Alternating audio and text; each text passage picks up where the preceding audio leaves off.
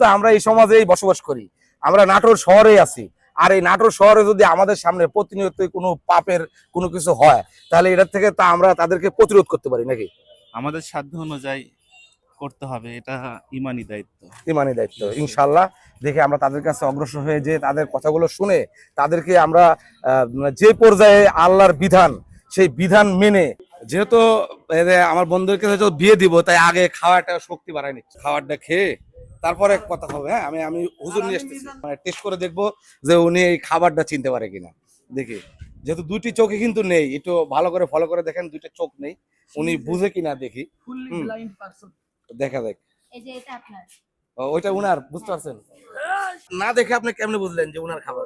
ওই যে beat about দা বাস, অন্ধকারে ঢিল ছোড়া। সমস্যা আছে আর কি। আচ্ছা, সমস্যা থাকলে আমরা শরীয়তের- সমাধানের জন্য শরীয়ত অনুযায়ী যা হয় আমরা তা করব, শরীয়তের বাইরে কিছু করব না। আলহামদুলিল্লাহ। যাক, আমি সাধারণত যারা অসহায়, ভারসাম্যহীন, পাগল, মানে একবারে প্রতিবন্ধী টাইপের মানুষ, তাদেরকে কিছু সাহায্য সহযোগিতা করে থাকি আর কি। এমন একটা মানুষকে আমাদের চোখের সামনে পাইছি। আপনাদের তো মুফতি নাকি?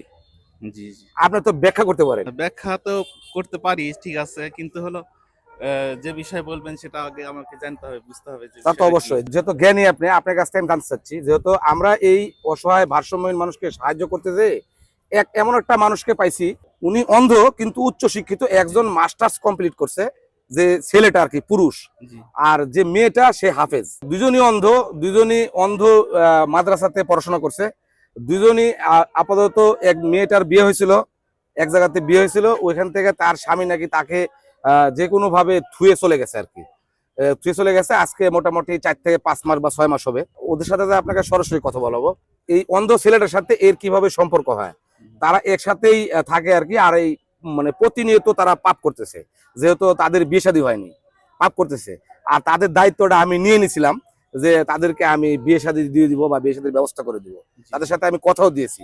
তাই আমি আপনার কাছে আসছি যে এটার মানে আসলে কি করা যায়, আপনি তাদের মুখ থেকে শুনে এর ব্যাখ্যা দিবেন। জি জি জি, তাই ওদের মুখ থেকে শুনে দিতে হবে। তাহলে ইনশাল্লাহ, তাহলে আমরা একটু অগ্রসর হয়ে তার সাথে কথা বলি সরাসরি নাকি? চলেন। তাহলে চলেন, ইনশাল্লাহ যাওয়া যাক। তো আমরা এই সমাজেই বসবাস করি, আমরা নাটোর শহরে আছি।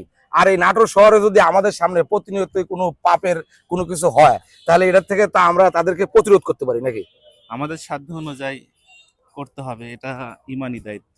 ইমানি দায়িত্ব। ইনশাল্লাহ দেখে আমরা তাদের কাছে অগ্রসর হয়ে যে তাদের কথাগুলো শুনে তাদেরকে আমরা যে পর্যায়ে আল্লাহর বিধান, সেই বিধান মেনে, মানে লিপ্ত হয়ে আছে যে পাপ কাজে, এই থেকে যদি বিরত দিতে পারি, এর সাথে ভালো কিছু তার মনে হয় না নাকি? অবশ্যই এটা অনেক ভালো কাজ, এটা করতে হবে একজন মুমিনকে।